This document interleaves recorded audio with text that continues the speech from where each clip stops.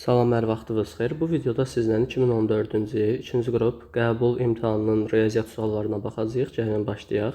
Birinci sualda funksiyanın ən böyük qiymətini tapın. Funksiyanın ən böyük qiymətini tapmağın bir neçə yolu var. Yollardan biri törəmə tapmaqdır. Törəməni tapa bilərik. Törəməni ən böyük qiymət, ən kiçik qiyməti tapmaq üçün törəməni tapıb sıfıra bərabər eləyirdik və tapdığımız x-i yerinə qoyub ən böyük qiyməti tapırdıq. Törəməsi -2x üstəgəl 2 bərabərdir 0. -2x bərabərdir -2, x bərabərdir 1. Bu ən böyük qiymət aldığı x-in koordinatıdır. İndi ən böyük qiyməti tapmaq üçün də x aparıb yerinə qoyuram. -x kvadratı, yəni -1-in kvadratı üstəgəl 2 vur 1 üstəgəl 12. Bu da eləyər 13. Y variantı. Burada ya da necə tapardıq? N düsturu ilə. Funksiya deyil, 4a s çıx b kvadratı bölü 4a. Bununla da tapa bilərdik, ya da ki kvadrat metrizə yarada bilərdik. 2 oxşar üçbucaqdan ikincinin perimetri birincinin perimetrindən 13 dəfə böyükdür. İkinci üçbucağın hündürlüyü birincinin uyğun hündürlüyü ilə 3 dəfə böyükdür, 13 dəfə. Elə perimetrlərin nisbəti, tərəflərin nisbəti, hündürlüklərin nisbəti, sahə və həcmdən başqa nə var idisə onların nisbəti nə idi? Bərabər. Keçək növbəti suala, 3-cü sualımız. ABCD düzbucaqlı trapesiyasında AD BC-yə perpendikulyar, DC verilib. Biz bunu hesablayaq. Bunu böyüdüm, hesablayayım ki işimiz daha rahat olsun. Burada deməli nə verilib? Gəlin biraz balacalaşdıraq. DC A üstəgəl 6 və daha sonra nə verilib? AD A üstəgəl 2, AD A üstəgəl 2, AB 2A üstəgəl 5. Sonra başqa nə verib? Başqa heç nə verməyib. Bizdən trapesiyanın sahəsini istəyir. Sahəsi üçün bizə nə lazımdır? Hündürlüyün qiymətini tapmaq. Nə edərik? Buradan bir dənə hündürlük çəkirəm. Çəkdim hündürlüyümü. Hündürlüyüm nə olacaq? A üstəgəl 2-dirsə bura, burada olar A üstəgəl 2. Daha sonra gəlirəm bura. Bura A üstəgəl 6-dırsa burada eləyər A üstəgəl 6. Bir dənə qalır bura. Buranı tapmaq üçün də 2A üstəgəl 5-dən A üstəgəl 6-nı çıxaram. Bunu da çıxanda nə olacaq? 2A üstəgəl 5 çıx A çıx 6 nə verər? Burada eləyər A çıx 1. Diqqətlə baxın. Düz bucaq təpəsindən çəkilmiş hündürlük. Düz bucaq təpəsindən çəkilmiş hündürlüyün düsturu nədir? H kvadratı M vur N. İndi H kvadratı M-lə gəlin biz bu hissəni tapaq.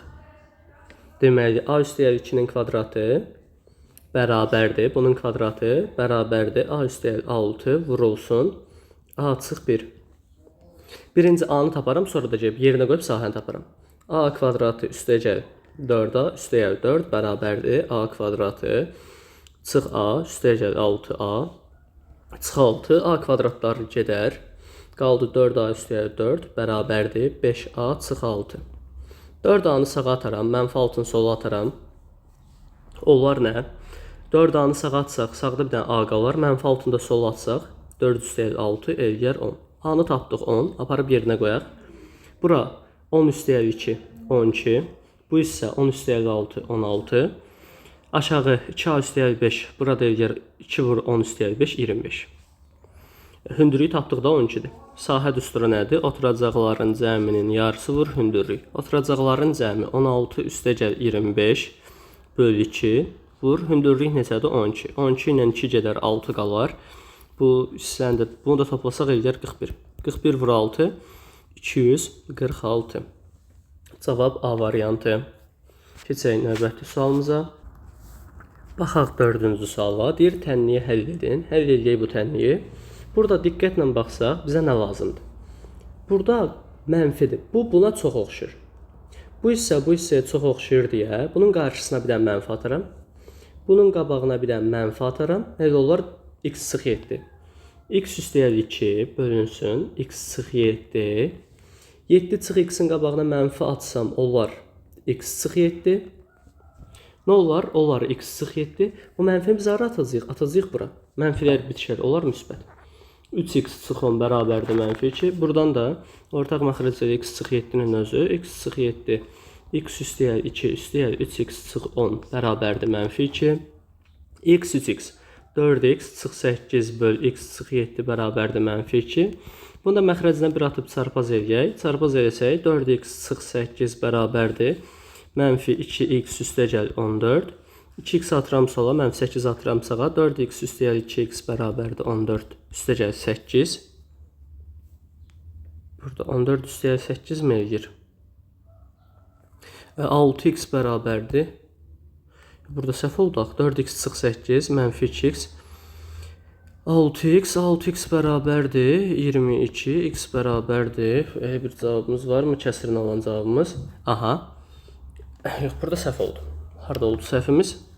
Qaydaq arxaya. Demək, buranı düz gətirdik.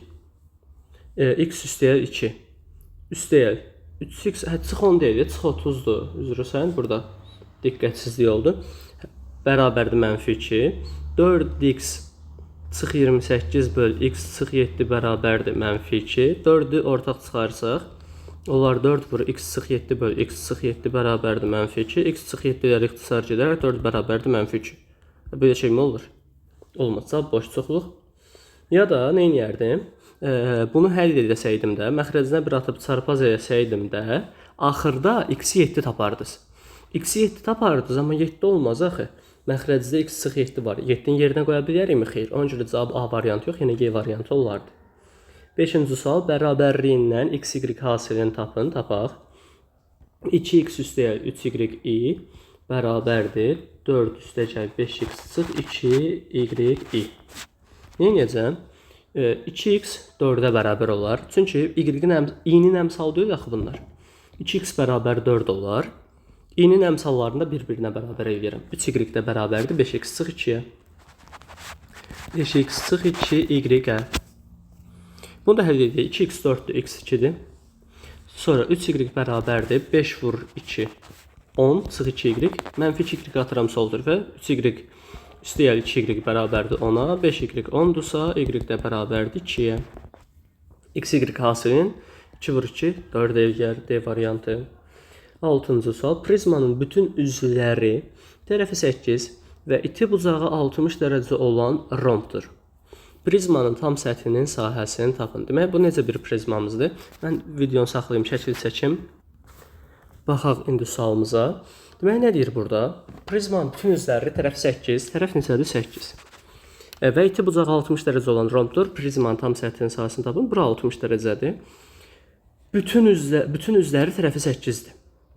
Deməli, biz bilirik ki, üzlər nədir? Düzbucaqlı. Üzlərimiz hamısı düzbucaqlıdır axı. Prizmadan söhbət gedir. Ona görə prizmanın bütün üzləri tərəfi 8 və iti bucağı 60 dərəcə olan. Yox, bütün üzləri rombdur. Bütün üzləri tərəfi 8 və iti bucağı 60 dərəcə olan rombdur. Möhtəşəm. Bütün üzlərdə bu rombdan söhbət gedir axı. Mən bir dənə rombun sahəsini taparam. Rombun sahə düsturu. Tərəflər verilib. A vur B sinüs alfa. A 8, B 8, sinüs alfa, sinüs 60. Alfanın yerinə də 60 yazıram. Bu da eləyər kökdə 3 bölü 2. 8, 8, 64'ü 2'yə böləndə, evet 32 kökdə 3. Deməli, bütün üzləri tərəfi 8 və iti bucağı 60 olan rombdur. Yəni, bütün üzlər bu formada rombdur. İti bucağı 60, tərəfi 8. Deməli, bu necə prizmaymış? Mail prizmaymış ki, burada bucaq 60 dərəcə olur. Buradan nə istəyir? Tam səthin sahəsi. Neçədən üzü var? Prizmanın 6. Bir üzün sahəsini tapdım. Vuracam 6'ya. 32 kökdə 3. 3 vursaq 6'ya eləyər 192 kökdə 3. B variantı. 7-ci sual. Ədədlərdən hansı müsbətdir? Bu necə taparıq? Deməli, ədədlərdən hansı müsbətdir? Bir də bunları müqayisə eləsə kifayətdir. Böyükdən kiçik çıxsaq müsbət, kiçikdən böyük çıxsaq ədəd nə olacaq? Mənfi. Baxın, başlayaq elə A variantı ilə. 2-ni içəri salmalıyıq. 3-cü dərəcədən 2-ni içəri salanda onlar nə? Kök altında 2'nin kvadratı 4 vur 3, çıx 3-cü dərəcədən 5. Demək, 3-cü dərəcə 2-ci dərəcədə. Bu bizə verər 6-cı dərəcədən 12. Bu isə bizə verəcək 3-cü dərəcədən 5 daxil. Bunu 6-cı dərəcəyə gətirərəm ki, müqayisə edə bilim. Yəni, bunu yüksəldirəm. Həm buranı 2'yə vuraram, həm 5'i 2'yə yüksəldirəm. Eləyər 6-cı dərəcədən 25. Hansı daha böyükdür? Əlbəttə ki, sağ tərəf kiçikdən böyük çıxanda cavab olar mənfi. 1 deyil, A deyil cavab. B-yə baxsaq, 4-cü dərəcədən 4, 6-cı dərəcədən 8. Burada 2 variantımız var. Ya hər ikisini 12'yə yüksəldirəm, ya da Ən rahatı nə olar? 4-ü yazıram 4-cü dərəcədən 2-nin kvadratı, çıx 6-cı dərəcədən 2-nin kubu. Bu da eləyər, bununla bu gedər kök altında 2 qalar, bununla bu gedər qalar kök altında 2. Fərqi 0 eləyər, müsbət deyil. C variantı 6-cı dərəcədən 2, çıx 12-ci dərəcədən 12. Burada nə edərəm? Bunu yüksəldərəm kvadrata. Həm buranı 2-yə vururam, həm 2-ni qüvvətə yüksəldirəm. 12-ci dərəcəyə gətirmək üçün. 12-ci dərəcədən 4, çıx 12-ci dərəcədən 12 bizə mənfi verəcək. C-də getdi, qaldı D ilə Y variantı. D variantı 2-ni yenə içəri salaram, bayaq buna uyğun yazdıq. 2-ni içəri salsaq 5-ci dərəcədən 3-cü dərəcədən 2 3-cü dərəcəyə gəlsə olacaq 2 üstü 3 vur 2, çıx 10-cu dərəcədən 6, 5 3 15-ci dərəcədən 2 üstü 4, çıx 10-cu dərəcədən 6. Bunları ortaq dərəcəyə gətirsək, bunu yüksəldərəm 2-yə. Buranı da vururam, buranı da yüksəldərəm 2-yə. Bunu 2 üstü 4-ü birbaşa yazıram da 16. Burada da 3-cü dərəcəyə yüksəldirəm, 3-cü dərəcəyə yüksəldərəm. 15-in vursam 2-yə 30-cu dərəcədən 16-nın kvadratı 256, çıx 30-cu dərəcədən 6-nın kubu. 6-nın kubu 216-dır da. Hə, bu müsbətdir. Birinci böyükdür, ikinci kiçikdir. Böyükdən kiçik çıxanda eləyər müsbət. Cavab D variantı. Y variantında tez baxa bilərik. 3 4 dərəcələri ortaq gətirsək, 3-cü 4-cü dərəcəyə ortaq dərəcəni eləyər 12-ci dərəcə. Onda bunun hər tərəfini 4-ə, bunun hər tərəfini 3-ə yüksəldərəm. Deməli, həm 3-ü 4-ə vuracam, qoy buradan yazım, daha rahat görək, 4 3.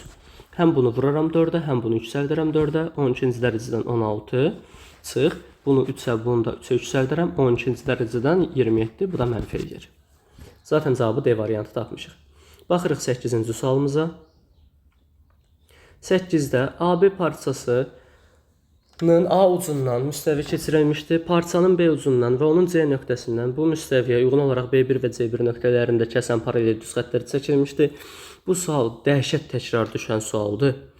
Və həm, yəni zaten bu mövzudan əsasən düşən 3-4 tip sual var. Onlardan biri budur. Həm buraxılışa çox istifadə olunur, həm qəbula. AB parçasının A ucundan müstəvi keçirilib. Deməli, bir də AB parçası çəkirəm. Həmişə çalışın ki, müstəvini yerdə çəkin. Bu sizin olsun müstəviniz. Biraz hündürdən çəkin. Bu bizim müstəvimiz. A ucundan da nə çəkilib? Daha doğrusu, AB parçasının A ucundan keçib müstəvi. Onu da belə edirəm. Bu mənim AB parçam. Bu da onun A ucu. A ucundan müstəvi keçirilib. B ucundan və onun C nöqtəsindən bu müstəviyə uyğun olaraq B1 və C1 nöqtəsində kəsən paralel düz xəttlər çəkilib. Və bir dənə B-dən xətt çəkilib. Bir dənə də bunun üzərində olan hər hansı bir C nöqtəsindən paralel bir dənə düz xətt çəkilib. Bu mütləq hündürlük olmalı deyil. Sadəcə B-dən və C-dən çəkilən bu düz xəttlərimiz, B1 və C1 düz xəttlərimiz bir-birinə paraleldir. Yəni hər ikisi müstəviyə perpendikulyar olmaq məcburiyyətində deyil. Hündürlük deyil axı. BC 2-dir, AC 3-dür, CC1 6-dır. Bizdən nə istəyir? BB1 parçasının uzunluğunu tapın. X paralelliyi varsa burada oxşarlıq olacaq. Bura alfa. Bura beta desəm, burada olacaq beta. Niyə? Paraleldir axı CC1 BB1-ə. O zaman oxşarlıqla getsək, alfanın qabağı kiçikdə 6, böyükdə x bərabərdir. Betanın qabağı kiçikdə 3, böyükdə isə betanın qabağı bütöv eləyər 5. Bunu da çarpaz eləsək, 3x bərabərdir 30, x də bərabərdir 10. A variantı. 9-cu sual. İfadəni sadələşdirin. Sadələşdirək.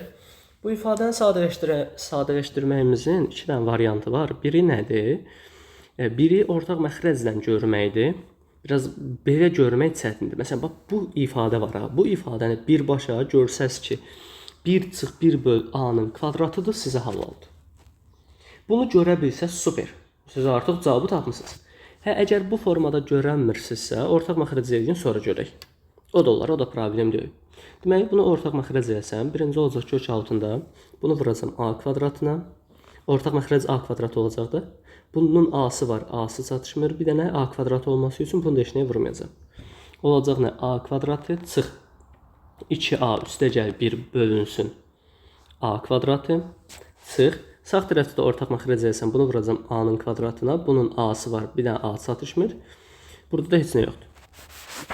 A kvadratı üstə gəl 2A üstə gəl 1 bölünsün A kvadratı. Bərabərdir. Bu hissə bizə düstur verəcək. A çıx 1 böl A-nın kvadratı. Kök altında. çıx a üstəgəl 1 böl a-nın kvadratı kök altında bərabərdir. Kvadratla kök gedər, kvadratla kök gedər, ifadələr düşər modula. A çıx 1 böl a modulda. A üstəgəl 1 böl a modulda. Bərabərdir. Şərt də belə verilib. Modulda a böyükdür. Modulda a böyükdür 1-dən. Deməli, modulda a 1-dən böyükdür nə deməkdir? Məsələn, a-nın yerinə 2 qoya bilərik.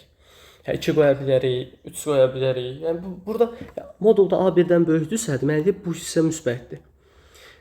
Çünki, məsələn, istəyirsiniz mənfi 2 götürün, yenə də bura müsbət eləyər, burada müsbət eləyər. Hər ikisi müsbətçisi olduğu kimi çıxarırıq. A çıx 1 böl a, çıx a üstəgəl 1 böl a. Bu da ortaq məxrəc ilə olacaq a-nın özü. A çıx 1, çıx a plus 1. Çıx a plus 1 deyə, bu diqqətli olun. Bu çıx içərinin əksinə dəyişəcək. Olacaq a çıx 1, çıx a çıx 1 böl a. Bu da a var gedər, mənfi 2 böl a qalır. Mənfi 2 böl a cavab a variantı. 9-dan sonra 10-cu suala baxaq. Funksiyasının qrafikinə x0 mənfi 3 nöqtəsində çəkilmiş toxunanın tənliyini tapın. Toxunanın tənliyi nə idi? Demişdik ki, toxunanın tənliyi buradan yazım. Y bərabərdir fx0 üstəgəl f' x0 vurulsun x çıx x0. Toxunanın tənliyi buydu. İndi bizə nə lazımdır? Birinci fx0-ımızı tapaq. fx0 nə olacaq? x0 veribdir öz mənfi 3. fx0-ımız olacaq. Yəni fx0 bərabərdir f mənfi 3. Mənfi 3-ü yerinə qoyuram. 3 çıx mənfi 3 böl mənfi 3 üstəgəl 4 üstəgəl 1 bərabərdir. Funksiyamız budur, gözümüzün qabağındadır. Bərabərdir. 3 mənfi eləyər müsbət. 6 bölünsün. Mənfi 3 üstəgəl 4 elədi 1 üstəgəl 1. fx0-ımız elədi 7. Buranı tapdıq 7. Sonra getdik törəməni tapaq, sonra törəmədə x0 yerinə qoyaq. Bunun törəməsi necə tapılar? f'(x0) bərabərdir. f'(x)i birinci yazaq. Bu nədir? U böl v-nin törəməsi. U böl v-nin törəməsi. U böl v-nin törəməsi nədir? U-nun törəməsi vur v, çıx v-nin törəməsi vur u, bölünsün, bu u-dur. Bölünsün v kvadratı. Aha, u-nun törəməsi. 3 çıx x-in törəməsi vur v, x üstəgəl 4. Çıxılsın v-nin törəməsi vur u, bölünsün v-nin kvadratı. X üstəgəl 4-ün kvadratı. Burada zaten müsbət 1-in törəməsi də 0 olacaq. O hissəsi bizə önəmli deyil. Getdik. f'(x) bərabərdir. 3 çıx x-in törəməsi mənfi 1. Mənfi 1 vur x plus 4. X üstəgəl 4-ün törəməsi 1. X-in törəməsi 1, 4-ün törəməsi 0-dır. Oldu nə? Çıx 3 çıx x. Bölünsün x üstəgəl 4-ün kvadratı. Burada da çox əziyyət çəkmirəm. Birbaşa məndən fx0 istəmir, f'(x0). Aparıb yerinə qoyuram. Buradan xətt çəkim. Buradan bir xətt çəkim, ayırım bu hissəni. Boy. Çaşmayaq deyə buranı ayırıram ki, görək. f'(x0), yəni f' mənfi 3 aparıb yerinə qoyaq. Mənfi 3, mənfi 1 vur, mənfi 3 üstəgəl 4, çıx 3, çıx mənfi 3, bölünsün mənfi 3 üstəgəl 4-ün kvadratı. Əla. Mənfi 1 vur. Mənfi 3 üstəgəl 4 bizə nə verəcək? Müsbət 1. Onu da mənfi 1-ə vursaq eləyər. Mənfi 1. Çıx. 3 çıx mənfi 3. Bizə nə verəcək? Mənfi müsbət 3 eləyər. Toplayanda bu hissə bizə 6 verər. Qabağında da mənfi var. Çıx 6. Məxrəc də mənfi 3 üstəgəl 4. Yəni 1-in kvadratıdır. 1-in kvadratı 1. Bunu da tapdıq neçə? Mənfi 7. Törəməni də tapdıq mənfi 7. Aparıb yerinə qoyaq. Cavabımız hazırdır. Mənfi 7. Yazıram. Y bərabərdir. 7. Çıx 7 yazıram da. Plus mənfi 7 əvəzinə. Çıx 7 vurulsun. X çıx mənfi 3. Çıx mənfi 3 zaten bizə birbaşa nə verəcək? Plus 3. Bu da mənfi 3 daxil əlimizdə var. Bərabərdir. 7. Çıx 7x. Çıx 21. Bu da bərabərdir. Y bərabər mənfi 7x. Çıx 14. Mənfi 7x çıx 14. Cavab Y variantı. Törəmənin tənliyi idi, bir də daha doğrusu toxunan tənliyi idi, bir də parçada ən böyük ən kiçik qiymət. Bunlar uzun suallar olur əsasən, amma çətin deyil. Yəni sadəcə bunu bilsək, bir də törəməni tapa bilsək, cavabımız çıxacaq. Amma olur biraz uzun. 11. Alfa və beta ixtiyari irrasional ədədlərdir. Hökmlərdən hansı doğru deyil? Ümumiyyətlə bu sualı mən uşaqlara necə deyirəm yadınızda saxlayın. Həmişə deyirsə o səhvdir. Ümumiyyətlə harda həmişə sözü varsa o səhvdir. Alfa və beta ixtiyari irrasional ədədlərdir. Məsələn, ixtiyari 2 dənə irrasional ədəd götürürəm. Biri olar köşdə 5. Hökmlərdən biri köşdə 5 olar, biri mənfi köşdə 5. Nə olacaq? Bunların cəmi 0 ola bilər. Yəni bunların cəmi köşdə 5 ilə mənfi köşdə 5-in cəmi 0. Rasional ola bilər. Amma birinin məsələn köşdə 5, digərinin köşdə 3 götürsəydim, onda cəmi rasional olmaya da bilərdi. Cəmi nə oldu? İrrasional. Deyir, rasional ola bilər. Hə, düzdür də. Düzdür. Amma bizdən doğru deyil istəyir. Səhvi 1 getdi. Məsələn 2. Fərqi rasional ola bilər. Hə, o da bilər, olmaya da bilər. Məsələn köşdə 5 çıx köşdə 5 götürsək rasional. Köşdə 5 çıx köşdə 3 götürsək irrasional. Çünki 0 rasionaldır. Məsələn 2 də səhv, 2 də düzdür, bizdən səhv istəyir. Həmişə rasionaldır. 3 xeyir səhvdir.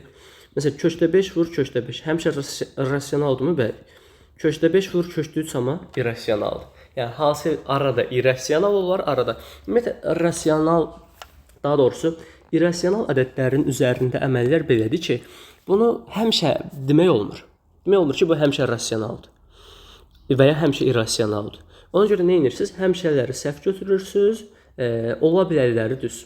3 ilə 5 səhvdir, 1, 2, 4 isə düz. Ya da yerinə ədədlər qoyub yoxlamaq da olur. 3, 5 səhvdir, bizdən də səhv istəyirdi, Y variantı. 12. Tənliyinin həqiqi kökləri yoxdur. Deməli, nə deyir? A üstəgəl B üstəgəl C 0 olarsa, tənliyin həqiqi kökü yoxdur. C parametrinin ən kiçik tam qiymətini tapaq. Buradan A, B, C yazıram. Həqiqi kökü yoxdursa, diskriminant 0-dan kiçikdir. D kiçikdir 0. Diskriminant nəyə bərabərdir? B kvadratı çıx 4AC kiçikdir 0-a. Bir də bizə belə bir şərt verilib. A üstəgəl B üstəgəl C nədir? Böyüdür 0-dan. C parametrinin ən kiçik tam qiymətini istəyir.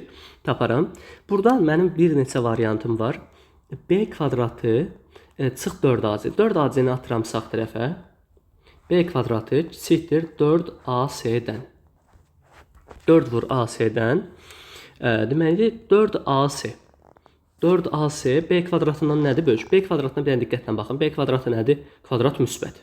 Tamam. 4AC bundan böyükdür. 4AC B kvadratından böyükdür. Burada mənim 2 variantım qalır. 4AC B kvadratından böyükdürsə, müsbət bir ədəddən böyükdürsə, ya A da müsbət, C də müsbətdir, ya A mənfi, C də mənfidir.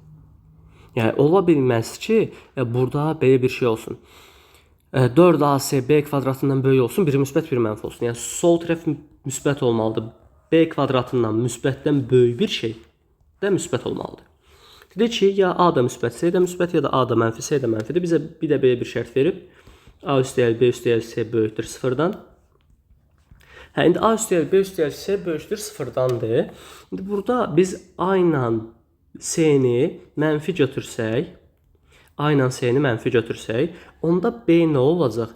Yəni bu ifadənin bütöv 0-dan böyük olması üçün B AC-nin modulundan böyük, A üstəgəl C cəminin modulundan böyük bir ədəd olmalıdır. Bu şərt ödənərsə də bu düzgün olmur. Yəni ki, burada çox uzadmıram. Bir qısa cavabı deyim, sonra uzun izahını verirəm.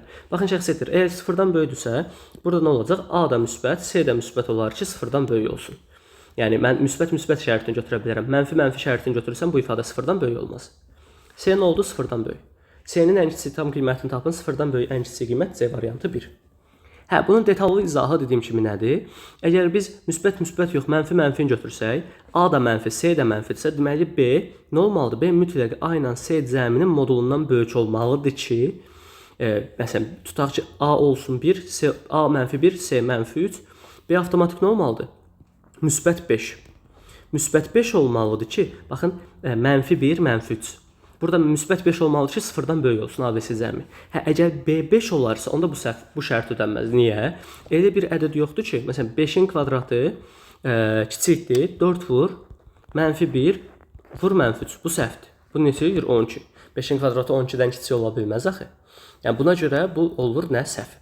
Yəni, məsələn, B böyükdür, modulda A plus C-dən, sonra bunu burada yerinə qoyub da görə bilərsiniz ki, hə, bunun hər tərəfin kvadratı yüksəldəndə, kvadrata yüksəlməyə ehtiyac yoxdur. Zaten buradan baxanda görərik ki, hə, bu B böyükdürsə, bu hissə kiçik ola bilmir. Ona görə salamatı neynədik? Əgər birdən, məsələn, bu sıfırdan kiçik olsaydı, mənfi şərtini götürərdik. 12-dən sonra 13-cü sual. A-nın hansı qiymətində təminliklər sisteminin həlli yoxdur? Həlli yoxdursa nə gözəl. Həlli yoxdur şərti nə idi?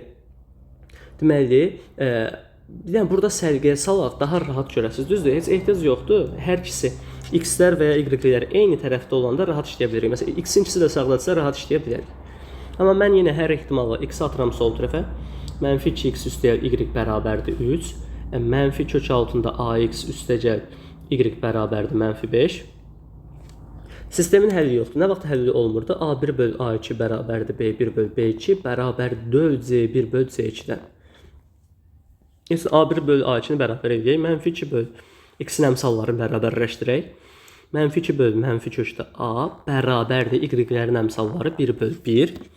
Bu da bərabər deyir 3 böl mənfi 5. 3 böl mənfi 5. Burada nədir? 2 böl kökdə A bərabərdir 1 böl 1-ə. Bunu da çarpaz etsək, kökdə A bərabərdir 2-yə. Nədən 2 çıxır? 4-dən. A-da 4 imiş. C variantı. 14-cü sual. İfadəsinin qiymətini tapar. Necə taparıq 14-ü? Deməli, 4 bölünsün. Birinci şərti yazım. Sonra mən bunu belə yazmaq istəyirəm. 4 vurulsun loqaritma. Biraz buradan. 4 vurulsun loqaritma. Belə yazım, sonra çevirəcəm, çaşmayaq. 4 vurulsun loqaritm 2 əsasdan 12, 1 bölünsün 2 əsasdan 12, üstəgəl 2 vurulsun, 1 bölünsün loqaritma 3 əsasdan 12. Niyə belə yazdım? O 1 böl şəklində görəsiz deyə. Biz bilirik axı 1 böl şəklində olanda nə olurdu? Qalxırdı yuxarı, əsasla bu isə yerini dəyişirdi. Bu da nəyə bərabər olacaq? 4 vur loqaritma 12 əsasdan 2, üstəgəl loqaritma 2 vurulsun loqaritma 3 əsasdan 12 əsasdan 3. Bu qədər bəsit. İndi bunu da hesablayarıq. Ümumiyyətlə toplama çıxma olanda əmsal heç vaxt ola bilməz. Əmsal olanda toplayıb çıxanmarıq. 4-ü gətirərəm bura, 2-ni gətirərəm bura. Yazarım belə. Loqaritma 12 əsasdan 2 üstü 4 üstəgəl loqaritma 12 əsasdan 3-ün kvadratı. Bu da bərabərdir. Əsaslar eynidir deyə birbaşa yazaram. Loqaritma 12 əsasdan 2 üstü 4 16 vur 3-ün kvadratı 9. Bu da eləyəcək. Loqaritma 12 əsasdan 144. 144 də nədir? 12-nin kvadratı. Eləyir 2. Yəni 12-nin üstü neçə? Bizə 144 verir 2. 15-ci sualımıza baxaq. Tənliyini həll edin. Həll edək. Deməli, 4-cü dərəcədən 16 üstündə x sıx 3 bölünsün 8 böl kök altında 2. Burada nə edirəm? 16-nı zaten 2 üstü 4 kimi yazsam, bu 4-cü dərəcədən canım qutaracaq. 4-cü dərəcədən 16-nı yazıram. 2 üstü 4 üstündə x sıx 3 bərabərdir. Mən bunun əvəzinə, olarmı ki, belə yazım? 2 üstü x sıx 3 üstü 4. Zaten eyni şeydir də. 2 üstü, məsələn 3 üstü 4 ilə 2 üstü 4 üstü 3 eyni şeydir də. Və 16 üstü x sıx 3 və ya 2 üstü x sıx, daha doğrusu 2 üstü 4 üstü x sıx 3 və ya 2 üstü x sıx 3 üstü 4 eyni şey verəcək bizə.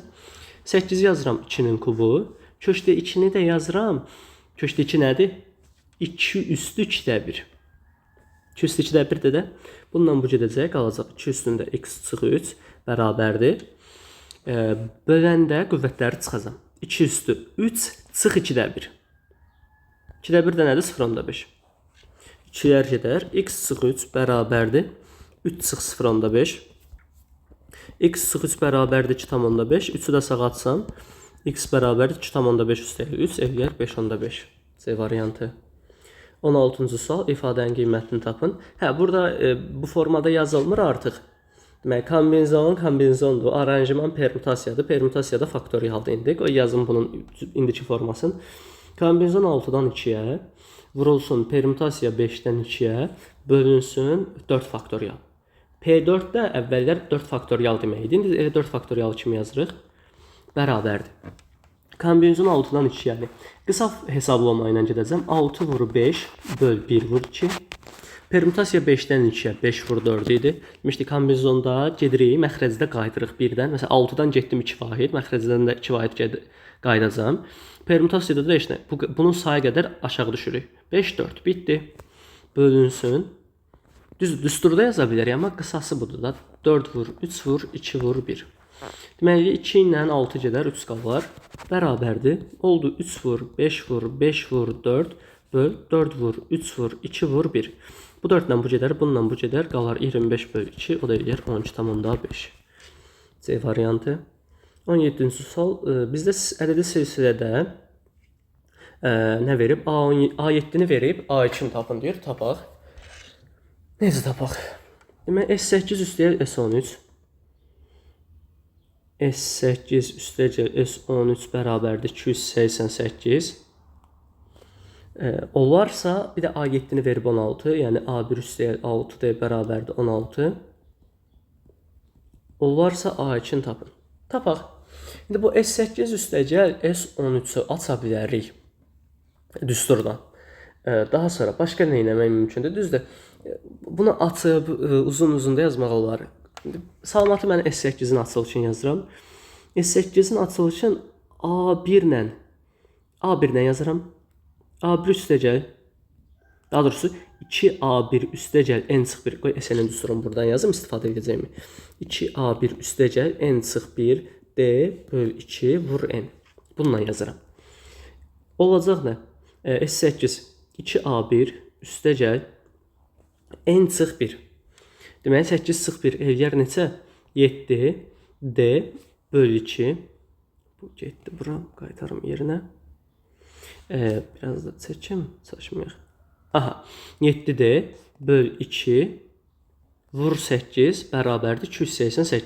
Bərabər yox, plus S13 açaq 2A1 üstəcək 13 çıx 1 12d böl 2 vur 13 bərabərdir 288-ə. Getdik. 2A1 üstəyək 7-dir. 2A1 üstəyək 7. Bunları ixtisar aparaq. 2 ilə 8 gedər 4 qalar. Olacaq 4 vurulsun 2A1 üstəcək 7D. Üstəcək. Buradan da 2-ni ortaq çıxaraq. 2-ni ortaq çıxarsaq, olar nə? A1 üstəcək 6D. Sonra 2-lər də ixtisar gedər də. Yəni buradakı 2-ni ortaq çıxaranda 2-lər ixtisar gedər, qalar A1 üstəcək 6D vur 13. Bərabərdir 288.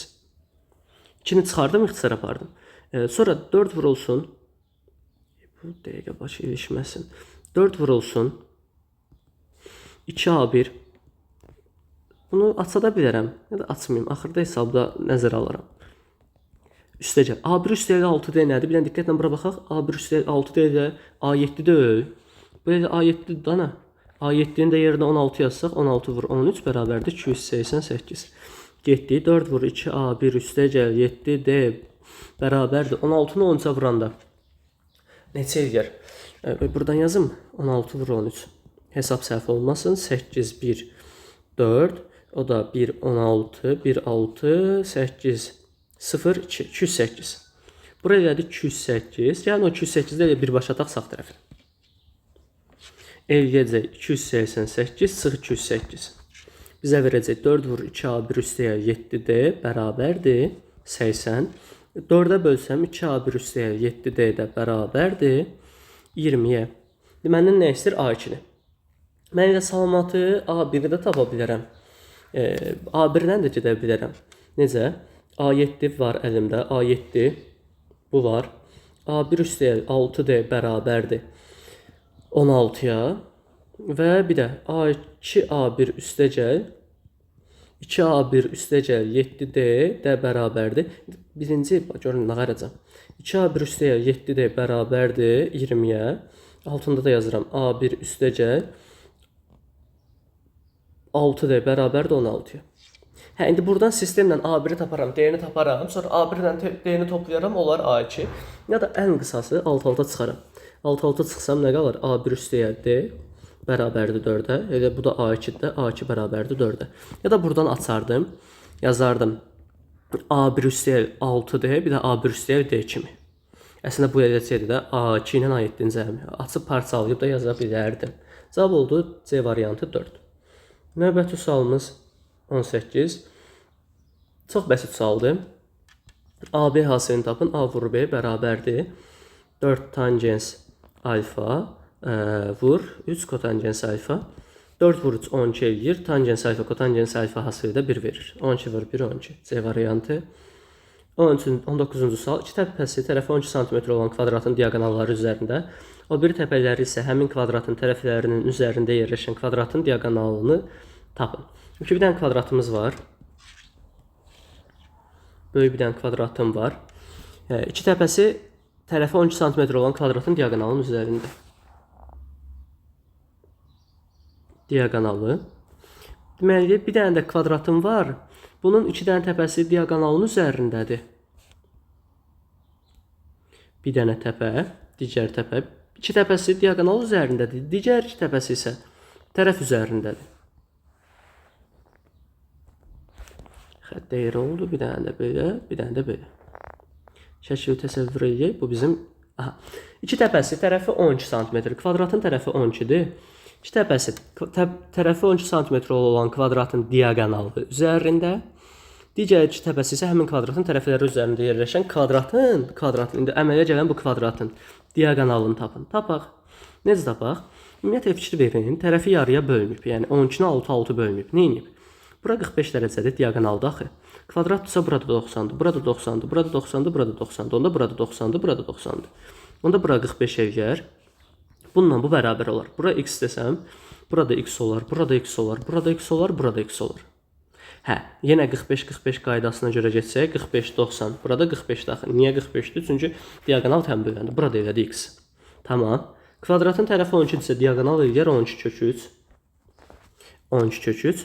3x bərabərdir 12 kök 3-ə. X də bərabərdir nəyə? 4 kök 3-ə. Bizdən bu kvadratın diaqonalını istəyir. Kvadratın tərəfi x-dir, diaqonalı olacaq. Üz işləyirəm, kök 3 yox, kök 2. Vay. 12 kök 2. Deməli, kök 2-mi siliydi axı qaydamız. Kvadratın bu d-si nə olacaq? D bərabərdir x kök 2. X-imizi tapdıq 4 kök 2. Onda kök 2-yə vursaq, eləyər 4 vur 2, 8. A variantı. Diqqətli olaq. 19-dan sonra 20-ci sualımıza baxaq. Oturacağın sahəsi 6 pi santimetrin kvadratı olan bərabər tərəfli konusun həzmini tapın. Bərabər tərəfli konus nədir? Ox kəsi kvadrat olan konus. Deməli, bir dənə konusumu çəkim. Ox kəsi kvadrat olsun. Birinci kvadratı təsəvvür edirəm. Bərabər tərəfli konus deyəndə. Bunun yumrularını da çəkim. Oturacağın sahəsi 6pi. Oturacaq nədir? Bura r-dir, burada r-dir. S bərabərdir pi r kvadratı bərabərdir 6piyə. R kvadratı bərabərdir 6-ya. Pilər getdi. Həcmini tapın. Həcmini necə tapaq? Getdik. R bərabər tərəfli konus olduğuna görə. Konus deyir. Mən burada silindir yazıram. Konus. Diqqətli olaq. Bərabər tərəfli konus nədir? Ox kəsi bərabər tərəfli üçbucaq olan konus. İndi bir dənə bərabər tərəfli üçbucağımızı çəkək. Əla çəkdik. Bərabər tərəfli üçbucağımızı çəkdik. Konusumuzu təsəvvür edək. Deməli, bura r. Hündürlüyü də çəkim. İşim rahat olsun. Bura r, burada r. Bərabər tərəflidirsə, ox kəsi olacaq bərabər tərəfli üçbucaq. R, burada 2r, burada 2r. İndi bura diqqətlə baxsaq, r, 2r. Bura 90 dərəcə, bərabər tərəflidirsə, bura 60 dərəcə olar da. Burada 60 dərəcə olur. 90 qabağı 2r-dirsə, 60-ın qabağı da olar, r kök 3. Əla. Getdik, oturacağı. S oturacaq, bərabərdir pi r kvadratı bərabərdir 6piyə. Pilər gedər, r kvadratı bərabərdir 6-ya. R də bərabərdir kök altında 6-ya. Daha sonra nə edəcəm? Deyir ki, konusun həcmini tapın. Həcmini tapaq. V bərabərdir pi 3/1 pi r kvadratı vur h. V bərabərdir 3/1 vur pi vur r kvadratı. Kökdə 6-nın kvadratı vur h. H-ımız da nədir? Deməli, h-ımızı burada qeyd etmişəm, axı r kök 3. Qoy buradan yazım. H bərabərdir r kök 3. R-imiz də əlimizdə var. Kök 6 vur kök 3. H bərabərdir kök 18. Bunu da yazıram 9 vur 2 kimi. Eləyər 3 kök 2. H-ı da tapdıq nə? 3 kök 2. Kök 6-nı vurduq kök 3-ə. Oradan da 3 kök 2 çıxdı. H-ın yerinə də nə yazıram? 3 kök 2. 3-lər gedər. Qaldı nə? V bərabərdir pi vur 6 vur kök 2. 6 kök 2 pi. Cavab B variantı. 20-dən sonra baxaq 21-ci sualımıza. 21-də nə deyir? 40% spirt məhlulundan 25% götürüb yerinə həmin miqdarda su tökdülər. Alınan məhlulda spirtin faiz və miqdarını tapın. Deməli, belə suallarda mən nə məsləhət görürəm? Görürsünüz ki, sualda ədəd yoxdur. Baxın, ədəd varmı? Yox. Onun üçün nə edin? Özünüzdən ədəd qoyun. Bir dənə biz olsun nə? Spirt məhlulumuz olsun 100 litr ya 100 qram fərq eləmir. 100 litr. 40%-li spirt məhlulu. Mən indi məhlulda həmişə necə yazırdıq? Qoy aşağıdan yazım, hesablamanı yuxarıdan aparıram. Məhlul, bir də məhlulun nəyin yazırıq? Spirtin. Spirt. Bizə bu ikisi lazımdır. Getdik. Bunu bir dənə belə xətt çəkim. Bir dənə də buradan xətt çəkim ki, faizi göstərim sizə. 40%-li spirt məhlulu. Məhlulu nə qədər götürək özümüz üçün? 100 litr. Deyər ki, məhluldan 25% götürdük. İndi 40%-lidirsə olacaq nə? 40 litr. Belə düşünün də, məhluldan götürəndə, məhlulda spirtin faizi dəyişməz. Sən bir dənə qabdır, içində su ilə spirt qarışıqdır. İndi sən götürəndə nə olacaq? Bu müəyyən bir hissəsi gedəcək. Burada həm su gedəcək, həm də spirt gedəcək. Ona görə nə olacaq? Məhluldan müəyyən bir hissəni götürəndə, bu hissəni götürəndə spirtin faizi dəyişməyəcək. Deməli, 25%-ni götürək. 100-ün 25%-i elgər elə 25. Yəni, bundan nə edək? 25 litri çıxaraq. 25 litri çıxaraq. Nə olar? 75 litr. 25 litri elə yerə tökmüsən. Yəni, xüsusi bir ayırma üsulu istifadə eləməmsən. Onda nə olacaq? Spirtin faizi dəyişməyəcək, elə 40% qalacaq. Amma miqdar dəyişəcək. 75-in 40%-ni tapaq.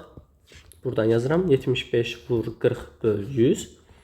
0, deməli, belə eləyərəm. Bununla bu gedər 4-ə böləndə, burada 10 qalar, burada 25 qalar. 75-i 25-ə böləndə 3 dəfə düşər. 3-ü də ona vuranda eləyər 30. Deməli, nə oldu? 30 litr. Yəni, sənin 25 litrin gedib, o 25 litrin 10 litr gedən spirt demiş. Həmin miqdarda su tökdülər. İndi 25 litr su tökək. İndi mən 25 litr əlavə edəcəm. Nə əlavə edəcəm? Su. Su əlavə edəsəm bu 100 litr olar, amma spirt artmayacaq ki. 30 litr qalacaq yerində. Alınan məhlulda spirti faiz və miqdarını tapın. 30 litr spirt 100 litrdə məhlul oldu.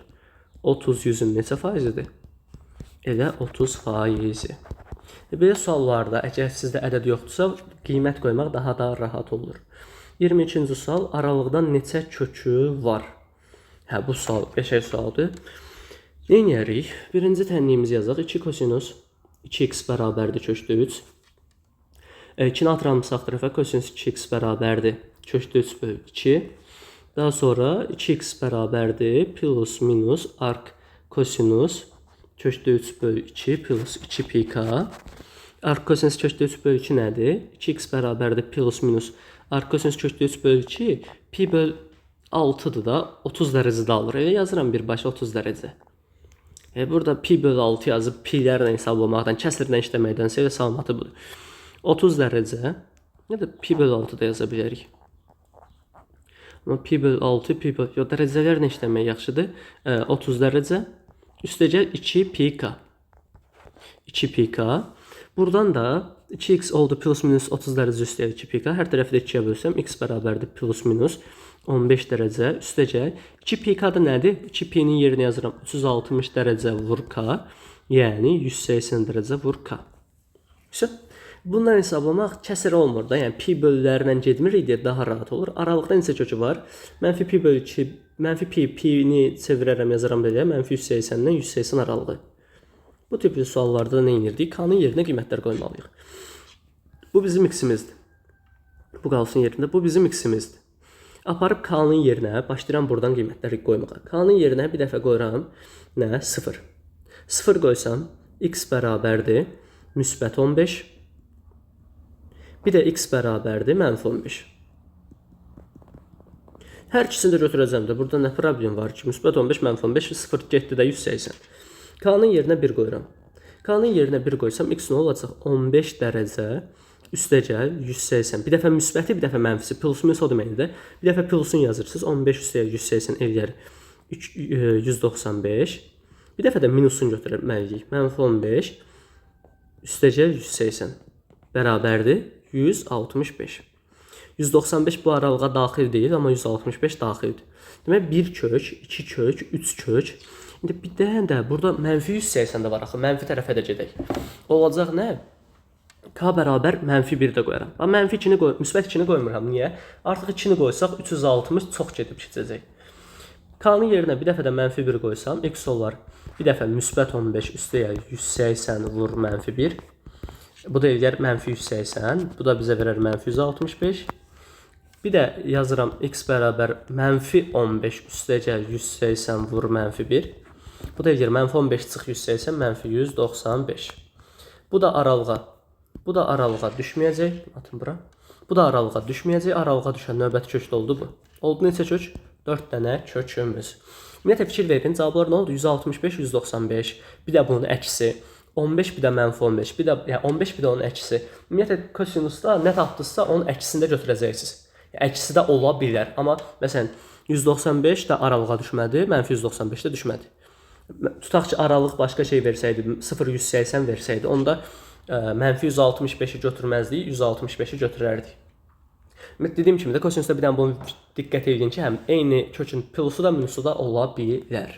Cavab oldu neçə dənə? 1 dənə, 2 dənə, sonra 3-cü kök budur, 4-cü kökümüz də budur. 4 dənə kökümüz oldu aralıqda.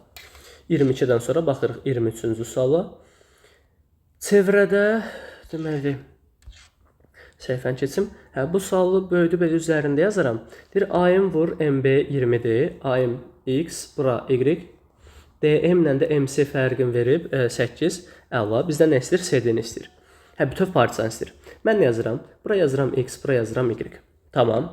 Mən də bilirəm ki, AM vur MB. Tutaq ki, bura A olsun, bura B olsun. A vur B bərabərdir nəyə? Elə X vur Y. Bu da bərabərdir 20-yə. Tamam. DM ilə MC fərqi də 8-dir. Deməli, vuranda 20 eləyir, çıxanda neçə eləyir? 8. Bu ədədləri elə baxan kimi taparam. Heç sistem falan eləmərəm. Vuranda 20, çıxanda 8 eləyən ədədlər 10-la 2. Deməli, biri 10-dur, digəri 2-dir. Bizdən CD-ni bütöv partisanı istəyir. O da eləyir 10 üstəyə 2, 12. 23-dən sonra 24-cü sual uyğunluğu müəyyən edin. Bu sual biraz uzun çəkəcək. Bir-bir hamısını hesablamalıyıq. Buranı bağlayayım. Buradan birinci ilə başlayaq. Birincidə bizə nə lazımdır? Demək, B çıxalar verilib, bir də B kvadratı çıxa kvadratı verilib, hesablayarıq. Birincinin integralını tapsaq, deməli, A-dan B-yə 2x dx 2x dx bərabərdir. 15 axırda yazaram. A üstəgəl B-ni də verib 5. Möhtəşəm. Yəni, buradan birbaşa açıq B-ni hesablamalıyıq da. Daha doğrusu B çıxanı. 2x dx. Buradan eynirəm. 2x-in integralı x kvadratı. Sərhədlər BA. Bu da nə idi? B-ni A-nın yerinə qoyuruq. Bərabərdir 15-ə. Bir dəfə B-ni qoyaq yerinə. B kvadratı çıx A kvadratı bərabərdir 15. Bu da B çıx A vur B plus A-dır. 15 yoxdur burada, yox. B çıx A vur B plus A bərabərdir 15-ə. B plus A. A üstəyə B 5-dir deyə. B çıx A-da olacaq neçə? 3. Bura getdi D. D-ni buradan silirəm. İkincisi. Qaytarım yerinə. İkincidə nə deyir? Deyir ki, 3x dx bərabərdir 18-ə. İntegral sərhədlərimiz də B ilə A-dır. 3x-in integralı olacaq nə? 3x kvadratı böl 2. 3x kvadratı böl 2. Sərhədlər B və A bərabərdir 18. Bunu da yazıram necə? 3x-in kvadratı aparıb yerinə qoyuram. 3 vur B kvadratı böl 2 çıx 3 vur A kvadratı böl 2 bərabər 18. Hər tərəfi 2-yə vuraram, sonra 3-ə bölərəm. 3B kvadratı çıx 3A kvadratı bərabərdir 36. Sonra da hər tərəfi 3-ə bölərəm. B kvadratı çıx A kvadratı bərabərdir 12. B kvadratı çıx A kvadratı 12 Y variantı bura uyğun getdi. Y-ni silirəm. Bir də A üstəgəl B-ni 3 verib, bunu da nəzərə alaq. B çıx A vur B plus A bərabərdir 12-yə. B üstəgəl A bura 3-dür. B çıxa nə olacaq? 4. 4 olan variant var, o da C. Y və C uyğun gəldi. Baxırıq üçüncüsünə. Üçüncü. Deməli, 5x dx integral B-dən A-ya bərabərdir 25-ə. 5x-in 5 əmsaldır, integralını tapmalıyıq. X-in integralda nə idi? X kvadratı bölü 2. X üstü 1-dir dana. Bu da olacaq sərhədlər B-dən, 5 yaddan çıxarmayım. B-dən A-ya bərabərdir 25-ə. Aparıb yerinə qoyuram. 5B kvadratı böl 2 çıx 5A kvadratı böl 2 bərabərdir 25. Hər tərəfi vururam 2-yə. 5B kvadratı çıx 5A kvadratı bərabərdir 50-yə. Hər tərəfi də 5-ə bölürəm. B kvadratı çıx A kvadratı bərabərdir 10-a. İndi A üstəgəl B2-dir. Bunu da açıram. B çıx A vur B üstəgəl A bərabərdir. B üstəgəl A bərabərdir 10-a. B çıx A üstəgəl B2-dir. Deməli A çıx B neçə eləyər? Daha doğrusu B çıx A neçə eləyər? 5. Varmı variantda? Var. Burada A uyğun gəldi. Bu qədər növbəti sualımız. Uyğunlaşdırma sadəcə vaxt aparır. Belə asan suallar olur. Çox da çətin olmur əsasən. 25-də ABC düzbucaqlı üç bucağına uyğunluğu müəyyən edin, edək. Oyda 3 dənə şəkil verib, hərəsində də fərqli qiymətdir. Məsələn, bunu böldüm, üzərində işləyim. Üzərində işləsək, ABC düzbucaqlı üç bucağında uyğunluğu müəyyən edin, edək. Görək nə olur. Baxıram birinci 45-in qabağı AD var, AC var, AD var. Nəysə də bütün nə tapdıq, nə varsa qabağını tapaq. 45, bura 90.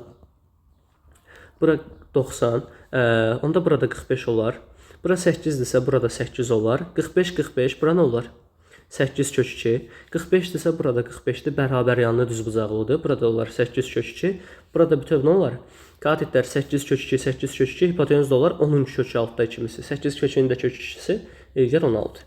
Baxaq burada nə var? AC 8 kök 2-dirmi? AC hanı 8 kök 2-dir. Tapdıq. Bura D getdi. 1-ə D. Daha sonra başqa nə var? Başqa nəsə qiymət görürəm. Buna uyğun AD yoxdur. AC yoxdur. Buna uyğun başqa bir şey yoxdur. Baxaq ikinciyə. İkincidə nə edirəm? Bura 60-dır, bura 90-dır, bura 30-dur. Bura 30-dur, bura 60, bura 120 eləyər, bura da eləyər 30. Getdik. 30-un qabağı 5-dirsə, 60-ın qabağı olar 5 kök 3. 30-un qabağı nə idi? 60-ın qabağının kökdə üçmüsü. 60-ın qabağı 30-un qabağının kökdə üçmüsü olurdu.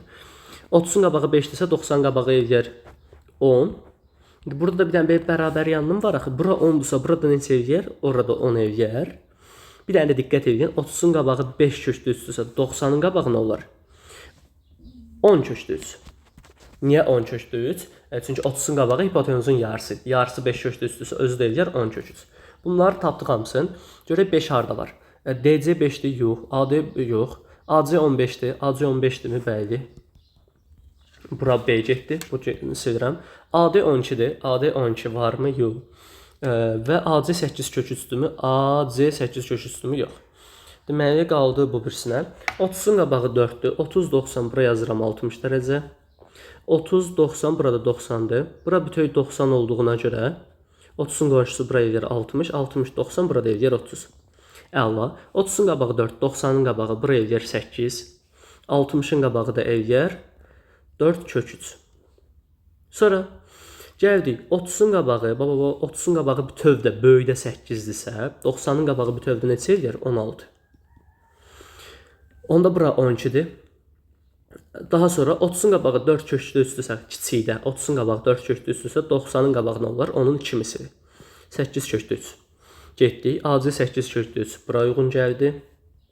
Və bunu sildim. AD 12. O da bura uyğun gəldi. C. AD 5 heç yerə uyğun gəlmədi. AD 5 heç birinə uyğun olmadı. 1-ə D, 2-yə B, 3-ə də C, Y. Bu qəbul biraz vaxt apardı. Amma fikir versəz qəbulların izahı əsasən 50-55 dəqiqəni keçmir. İzahı inandı. İnşallah siz də sürətinizi, yəni bunları çox işləməklə sürətinizi artırın ki, bunu ümumiyyətlə 50-40 dəqiqəyə salın. 25 suallıqdır bu. Və qapalılar, əvvəl hamısı qapalı olanlar nisbətən çətindir. Açıqlar gəldikcə biraz asanlaşıb, sonra 21-22-dən sonra təzədən qəbullar çətinləşməyə başlayıb. Ona görə bunları tez-tez işləməyi öyrəşin. Çox işləyin ki, sürətiniz artsın. Bu son illərin qəbullarını işləyəndə görərsiniz ki, biraz bu səviyyədədir, bundan biraz da çətindir deyə vaxt çatdırmağınız üçün sizin daha tələsik, daha sürətli olmağınız lazımdır. İmtahanlarda hər birinizə uğurlar. Videonu bəyənib kanala abunə olmağı unutmayın. Sağ olun, salamat qalın.